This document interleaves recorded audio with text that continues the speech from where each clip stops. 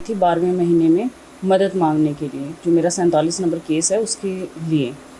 तो मदद के नाम पे उस बंदे ने मुझे, दीप कंबोज ने, बहुत यूज़ किया है और अभी तक करता रहा है। अभी 16 तारीख को मेरी प्रेगनेंसी रिपोर्ट आई थी, मैं प्रेग्नेंट थी। तो कल उसने समाइल कंबोज और अमन कंबोज और एक उनके साथ कोई बंदा है जो उनके ऑफिस का ही है, मैं वैसे उसे नहीं जानती, उसके साथ आके उन लोगों ने मुझे दवाई दे दी। कल से मेरी तबीयत ठीक नहीं है, ये मेरी प्रेगनेंसी रिपोर्ट है।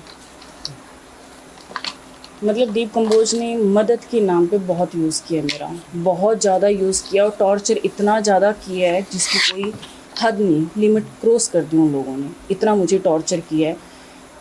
विजय कंबोज ने मुझे बहुत कुछ बोला है, गाली गलौच भी उस बंदे ने की है। स्माइल, अमन, एक इनके साथ एक और बंदा है, मुझे बहुत टॉर्चर किया, यहाँ तक कि मेरे ट्रीटमेंट भी चल रहे हैं। जब आपने इसका विरोध किया, हाँ जी, तब उनका क्या रिएक्शन? विरोध किया तो यही है कि नाम है, आप अपना देख लो, कल को पछताओगे अगर सामने अगर आप आते हो तो। फिर मुझे इस बात से डर भी था, भी आम आदमी पार्टी का है, भी कल को मुझे नुकसान पहुंचा सकता है, पर डर के चलते भी फिर कितना टाइम, क्योंकि बिना मेरी परमिशन के इन लोगों ने मुझे दवाई दे दी, बिना मेरी परमिशन के ये लोग सब कुछ करते रहे हैं। दीप कंबोज ने सिर्फ एक के आपकी माँ और भाई का नाम निकलवा दूंगा उस केस से, नाम निकलवाना तो दूर, उस केस का कभी जिक्र भी नहीं हुआ। उसके पास मेरे कुछ फ़ोटोज़ हैं जो सही नहीं है। जब आपने आवाज़ उठाई उसके बाद फिर किस तरह से, कितना आपको जो प्रताड़ित किया गया? मुझे पिछले एक हफ्ते से मेरी वो हालत है जो मैं बता नहीं सकती, मुझे इतना ज़्यादा टॉर्चर। और दीप कंबोज, संबाइल, इन लोगों के, मैं अगर इनका फ़ोन भी अगर ना अटेंड करूं तो ये लोग सीधा गंगानगर पहुंचते हैं। 16 तारीख को मेरी रिपोर्ट आई है, 16 तारीख को ये गंगानगर, मैं अगर इनसे टच में अगर ना रहूं, मैं अगर कोई कार्रवाई करने की कोशिश करती हूँ, फिर ये सीधा गंगानगर आपके घर आ जाएंगे, हम ये कर देंगे, हम वो कर देंगे। आपने बताया 16 तारीख को कौन कौन आया था, आप बता सकते हैं कौन कौन आया था? हाँ जी, मेरे पास एक स्माइल कंबोज और एक दीप कंबोज, वो खुद आए थे? हाँ जी, इनके साथ एक और भी जना था, वो मेरे सामने नहीं आया। इतने चेर से आप बोले शोषण, शारीरिक शोषण कितने इलेक्शन पहला की गल है कि इलेक्शन बाद? नहीं, इलेक्शनों से बाद की बात है, ये 12वें महीने की बात है। मैडम, ये शारीरिक शोषण कितने करते हैं? ये गंगानगर, चंडीगढ़, बुलाते थे वहाँ पे? गंगानगर तो ये आता रहा है, जब इसका हफ्ते 10 दिन बाद ये बंदा आता रहा है वहाँ। और चंडीगढ़ ये मुझे लेके गया था, लेके तो इसलिए गया था कि सीएम सर से मिलवाऊंगा आपको, आप एप्लीकेशन देना चाहते हो। और 2 दिन मुझे वहाँ पे रखा, मिलवाया किसी से भी नहीं, ना मेरी कोई आगे एप्लीकेशन गई ना कुछ और, इंक्वायरी के लिए गई थी मैं वहाँ पे। अब क्या लगता है मिलेगा इनसे? उम्मीद करती हूँ मैं।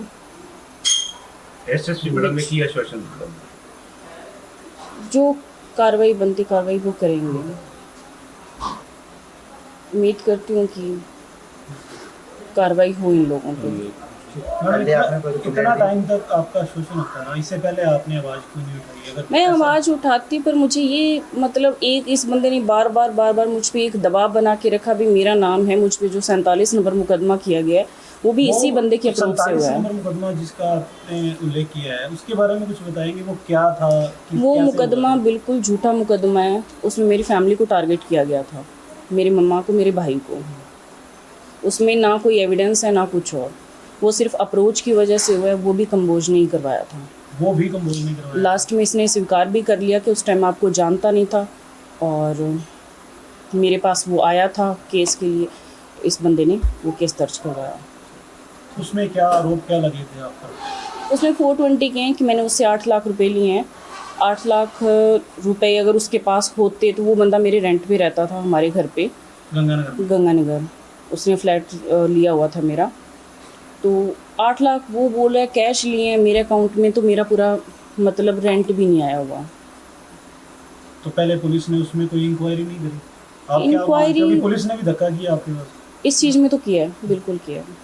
दीप की शय पर भी दीप कंबोज की शायद। इससे पहले भी किसी एक मुकदमे में इन्वॉल्व रहे हैं आप? 22 नंबर से पहले भी किसी मुकदमे में, जो उसके बारे में? मेरा मेरे हस्बैंड के साथ तो चल रहा है, वो तो मेरी लाइफ है। नहीं, उसके लिए नहीं, जो कंप्लेनेंट है 22 नंबर मुकदमे में, उसके साथ भी तो? नहीं, ऐसा कुछ नहीं। ਇਹਨਾਂ ਵੱਲੋਂ ਇਹ ਮੇਰੇ ਪਿਛਲੇ 5-6 ਮਹੀਨਿਆਂ ਤੋਂ ਸੰਪਰਕ ਚ ਆਏ ਹੈ।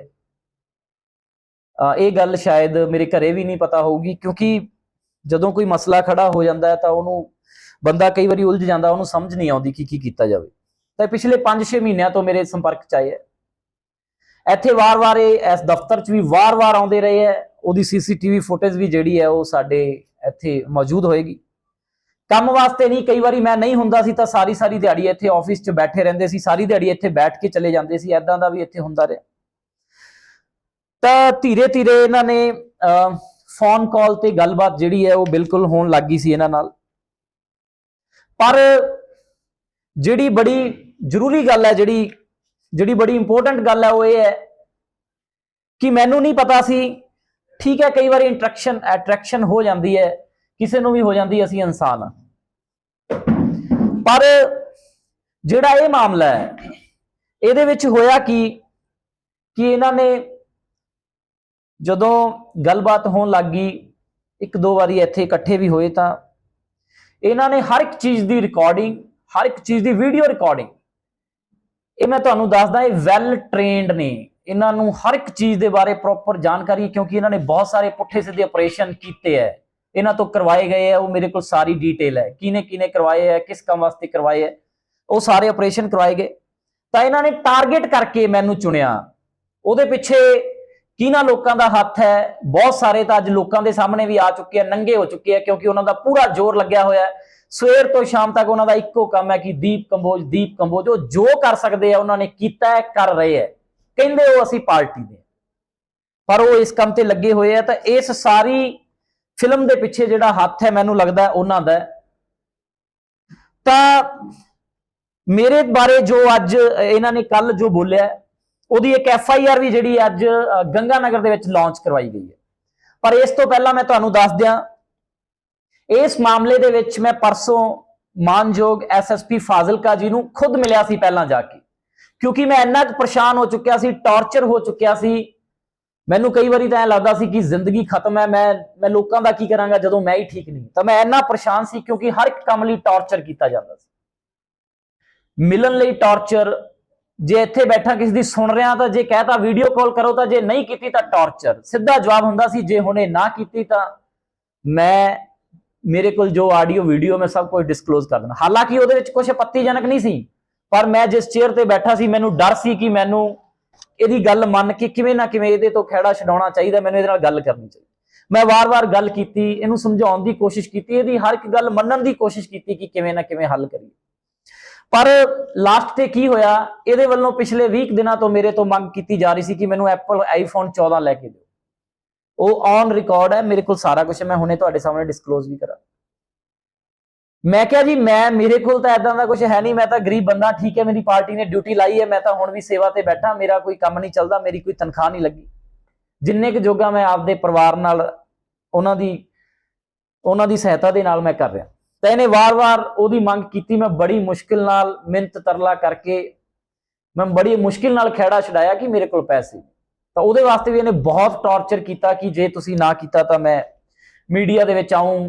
ਵਾਰ-ਵਾਰ ਕਿਹਾ ਗਿਆ ਭੰਡਾਰੀ, ਨਰੂਲਾ, ਮੈਂ ਇਹਨਾਂ ਦੇ ਨਾਮ ਲਵਾਂਗਾ ਕਿਉਂਕਿ ਇਹ ਸਾਰੀਆਂ ਚੀਜ਼ਾਂ ਰਿਕਾਰਡ ਕਿ ਜੇ ਤੁਸੀਂ ਨਾ ਕਰੋਗੇ, ਸਾਰੇ ਮੇਰੇ ਸੰਪਰਕ 'ਚ ਹੈ, ਇਹ ਸਾਰਿਆਂ ਨੇ ਮੈਨੂੰ ਕਿਹਾ ਕਿ ਤੂੰ ਸਾਡੇ ਨਾਲ ਆ ਜਾ, ਅਸੀਂ ਤੇਰੀ ਸਾਰੀ ਮਦਦ ਕਰਾਂਗੇ, ਤੂੰ ਬਸ ਬੋਲਣਾ ਹੈ, ਮੀਡੀਆ ਅੱਗੇ ਬੈਠਣਾ। ਤਾਂ ਮੈਨੂੰ ਵਾਰ-ਵਾਰ ਇਸ ਗੱਲ ਤੇ ਡਰਾਉਣ ਦੀ ਕੋਸ਼ਿਸ਼ ਕੀਤੀ ਗਈ। ਤਾਂ ਮੈਂ ਡਰਿਆ ਵੀ, ਮੈਨੂੰ ਲੱਗਿਆ ਕਿ ਮੇਰਾ ਨੁਕਸਾਨ ਹੋ ਰਿਹਾ ਹੈ, ਮੈਂ ਕਿਵੇਂ ਨਾ ਕਿਵੇਂ ਇਹਦੀ ਗੱਲ ਮੰਨ ਕੇ ਇਹਨੂੰ ਸੈਟੀਸਫਾਈ ਕਰਾਂ।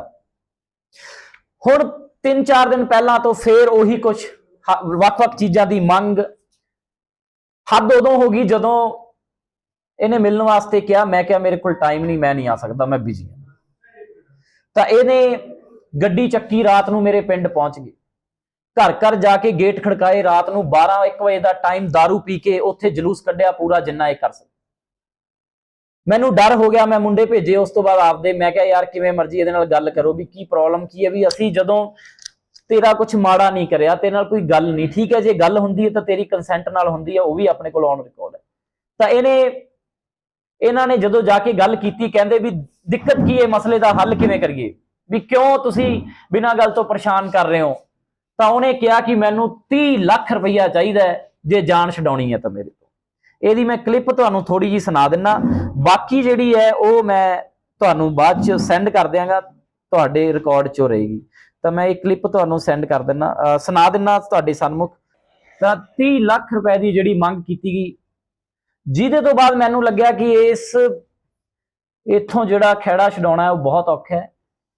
ਇਹਨੇ ਹਰ ਇੱਕ ਚੀਜ਼ ਨੂੰ ਪੂਰਾ, ਜਿੱਦਾਂ ਹਨੀ ਟ੍ਰੈਪ ਹੁੰਦੇ ਆ ਮਸਲਿਆਂ ਦੇ ਵਿੱਚ ਆਪਾਂ ਦੇਖਦੇ ਹਾਂ, ਇਹਨੇ ਪੂਰਾ ਹਨੀ ਟ੍ਰੈਪ ਲਾ ਕੇ ਉਹ ਸਾਰਾ ਹਰ ਇੱਕ ਚੀਜ਼ ਨੂੰ ਰਿਕਾਰਡ ਤੇ ਲਿਆ ਕਿ ਇਹਨਾਂ ਨੂੰ ਡਰਾਇਆ ਜਾ ਸਕਦਾ ਹੈ, ਕਿਉਂਕਿ ਪੋਲੀਟੀਕਲ ਲਾਈਫ 'ਚ ਸੀ ਮੈਂ, ਤਾਂ ਇਹਨੂੰ ਇਸ ਗੱਲ ਕਲੀਅਰ ਸੀ ਕਿ ਇਹਨਾਂ ਨੂੰ ਡਰਾਇਆ ਜਾ ਸਕਦਾ। ਤਾਂ ਇਹਨੇ ਇਹ ਸਾਰਾ ਕੁਝ ਰਿਕਾਰਡ ਕਰਕੇ 30 ਲੱਖ ਰੁਪਏ ਦੀ ਮੰਗ ਕੀਤੀ। ਤਾਂ ਜਦੋਂ ਮੈਨੂੰ ਲੱਗਿਆ ਕਿ ਹੁਣ ਜਾਨ ਛਡਾਉਣੀ ਔਖੀ ਹੈ, ਵੀ ਦੋਨਾਂ ਪਾਸੇ ਇੱਧਰ ਵੀ ਖਾਈ ਹੈ ਇੱਧਰ ਵੀ ਖਾਈ ਹੈ, ਕਿਉਂ ਨਾ ਸਹੀ ਵਾਲੇ ਪਾਸੇ ਜਾਈਏ, ਜੇ ਇਸ ਪਾਸੇ ਗਏ ਤਾਂ ਅੱਜ ਨਹੀਂ ਤਾਂ ਕੱਲ ਫੇਰ ਮਰਨਾ ਹੀ ਹੈ, ਤਾਂ ਇਹਦੇ ਨਾਲੋਂ ਚੰਗਾ ਹੈ ਕਿ ਆਪ ਹੀ ਇਸ ਮਾਮਲੇ ਨੂੰ ਡਿਸਕਲੋਜ਼ ਕਰ ਦਈਏ। ਤਾਂ ਮੈਂ ਸਤਿਕਾਰਯੋਗ ਐਸਐਸਪੀ ਸਾਹਿਬ ਮਾਨਯੋਗ ਸਾਡੇ ਫਾਜ਼ਿਲਕਾ, ਮੈਂ ਉਹਨਾਂ ਕੋਲ ਗਿਆ ਪਰਸੋਂ, ਮੈਂ ਉਹਨਾਂ ਨੂੰ ਆਪਦੀਆਂ 2 ਕੰਪਲੇਂਟ ਦਿੱਤੀਆਂ, ਉਹਦੇ ਵਿੱਚ ਮੈਂ ਇਹਨਾਂ ਦਾ ਸਾਰਾ ਜ਼ਿਕਰ ਕਰਿਆ, ਮੈਂ ਸਾਰਾ ਰਿਕਾਰਡ ਦਿੱਤਾ ਕਿ ਮੇਰੇ ਤੋਂ ਆਹ ਚੀਜ਼ਾਂ ਦੀ ਮੰਗ ਕੀਤੀ ਜਾ ਰਹੀ ਹੈ ਤੇ ਜਿਹੜਾ ਮੈਨੂੰ ਬਲੈਕਮੇਲ ਕੀਤਾ ਜਾ ਰਿਹਾ, ਪਰੇਸ਼ਾਨ ਕੀਤਾ ਜਾ ਰਿਹਾ, ਟਾਰਚਰ ਕੀਤਾ ਜਾ ਰਿਹਾ। ਤਾਂ ਜਦੋਂ ਮੈਂ ਉੱਥੇ ਐਪਲੀਕੇਸ਼ਨ ਦਿੱਤੀ ਤਾਂ ਜਿਹੜੇ ਹੁਣ ਹਰ ਰੋਜ਼ ਲਾਈਵ ਕਰਦੇ ਆ, ਇਹਨਾਂ ਨੇ ਹਰ ਜਗ੍ਹਾ ਆਪਦਾ ਸਿਸਟਮ ਬਣਾਇਆ ਹੋਇਆ। ਜਿਵੇਂ ਹੀ ਇਹਨਾਂ ਨੂੰ ਪਤਾ ਲੱਗਿਆ ਕਿ ਦੀਪ ਉੱਥੇ ਪਹੁੰਚਿਆ, ਇਹਨਾਂ ਨੇ ਅਗਲੇ ਦਿਨ ਇਹ ਉੱਥੇ ਪਹੁੰਚ ਗਏ ਤੇ ਇਹਨਾਂ ਨੇ ਆਪਦੇ ਵੱਲੋਂ ਇੱਕ ਸ਼ਿਕਾਇਤ ਦਿੱਤੀ। ਉਹ ਸ਼ਿਕਾਇਤ ਦੇ ਵਿੱਚ ਲਿਖਿਆ ਪ੍ਰੈਗਨੈਂਸੀ ਰਿਪੋਰਟ ਕੋਈ ਦਿਖਾਈ ਗਈ ਹੈ, ਤੁਸੀਂ ਸਾਰੇ ਮੀਡੀਆ ਵਾਲੇ ਸਾਥੀ ਬੈਠੇ ਹੋ, ਲੋਕਾਂ ਨੇ ਵੀ ਦੇਖਣਾ। ਮੈਂ ਕਹਿੰਦਾ ਕਿ ਦੇਖੋ, ਮੈਂ ਅੱਜ ਤੱਕ ਜੋ ਵੀ ਗੱਲ ਬੋਲੀ ਔਨ ਰਿਕਾਰਡ ਤੁਹਾਡੇ ਸਾਹਮਣੇ ਬੋਲੀ ਹੈ, ਮੈਂ ਉਹਦਾ ਦੇਣਦਾਰ ਹੁੰਨਾ, ਹਮੇਸ਼ਾ ਉਸ ਗੱਲ ਨੂੰ ਮੈਂ ਜਵਾਬਦੇਹ ਸਮਝਦਾ। ਇਹੋ ਜਿਹਾ 1% ਵੀ ਕਿਤੇ ਸ਼ੋ ਹੋ ਜੇ ਤਾਂ ਲੋਕਾਂ ਦੀਆਂ ਜੁੱਤੀਆਂ ਤੇ ਮੇਰਾ ਸਿਰ ਜੇ ਸਾਬਤ ਹੋ ਜੇ, ਜਾਂ ਇਦਾਂ ਦਾ ਕੁਝ ਹੋਇਆ ਵੀ ਹੋਵੇ ਵੀ ਜਿਹੜਾ ਇਹਨੇ ਕਿਹਾ ਵੀ ਮੇਰੇ ਨਾਲ ਆ ਹੋਇਆ, ਰੇਪ ਹੋਇਆ ਤੇ ਮੈਂ ਪ੍ਰੈਗਨੈਂਟ ਸੀ ਤੇ ਮੇਰੇ ਨਾਲ ਆ ਕੀ, ਸਾਰੇ ਦਾ ਸਾਰਾ ਫੇਕ। ਉੱਥੇ ਪ੍ਰੈਗਨੈਂਸੀ ਰਿਪੋਰਟ ਦਿੱਤੀ ਗਈ ਫਾਜ਼ਿਲਕਾ, ਉਹ ਤੋਂ ਬਾਅਦ ਵਾਪਸ ਆ ਕੇ ਜਦੋਂ ਮੀਡੀਆ ਦੇ ਸਾਹਮਣੇ ਇਹਨੇ ਗੱਲ ਰੱਖੀ ਤਾਂ ਉਹਦੇ ਵਿੱਚ ਬੋਲਿਆ ਕਿ ਮੈਨੂੰ ਕੁਝ ਦੇਤਾ ਜੀ, ਭਰੂਣ ਹੱਤਿਆ ਹੋ ਗਈ। ਵੀ ਇਹੋ ਜਿਹਾ ਕਿਹੜਾ ਮਾਮਲਾ ਹੈ? 2 ਦਿਨ ਪਹਿਲਾਂ ਤੁਸੀਂ ਉਹੀ ਰਿਪੋਰਟ ਲੈ ਕੇ ਆ ਰਹੇ ਹੋ ਕਰਵਾ ਕੇ, ਤੇ 2 ਦਿਨ ਵੀ ਨਹੀਂ, 1 ਦਿਨ ਪਹਿਲਾਂ, ਤੇ ਉਸੇ ਦਿਨ ਰਾਤ ਨੂੰ ਤੁਸੀਂ ਅਗਲੇ ਦਿਨ ਉਸ ਰਿਪੋਰਟ ਨੂੰ ਖੁਦ ਹੀ ਖਾਰਜ ਕਰ ਰਹੇ ਹੋ ਕਿ ਭਰੂਣ ਹੱਤਿਆ ਹੋ ਗਈ। ਤਾਂ ਪੂਰੇ ਦੀ ਪੂਰੀ ਸਟੋਰੀ ਬਣਾ ਕੇ ਲਾਸਟ ਤੱਕ ਮੈਨੂੰ ਕਾਲ ਮੈਸੇਜ ਕਰਕੇ ਇਹ ਕਿਹਾ ਗਿਆ ਕਿ ਕਾਲ ਮੈਸੇਜ ਮਤਲਬ ਉਹਦੀ ਇੰਟੈਂਸ਼ਨ ਸਾਫ਼ ਸੀ ਕਿ ਕਿਵੇਂ ਨਾ ਕਿਵੇਂ ਬਹਿ ਕੇ ਮੇਰੇ ਨਾਲ ਗੱਲ ਕਰਨ।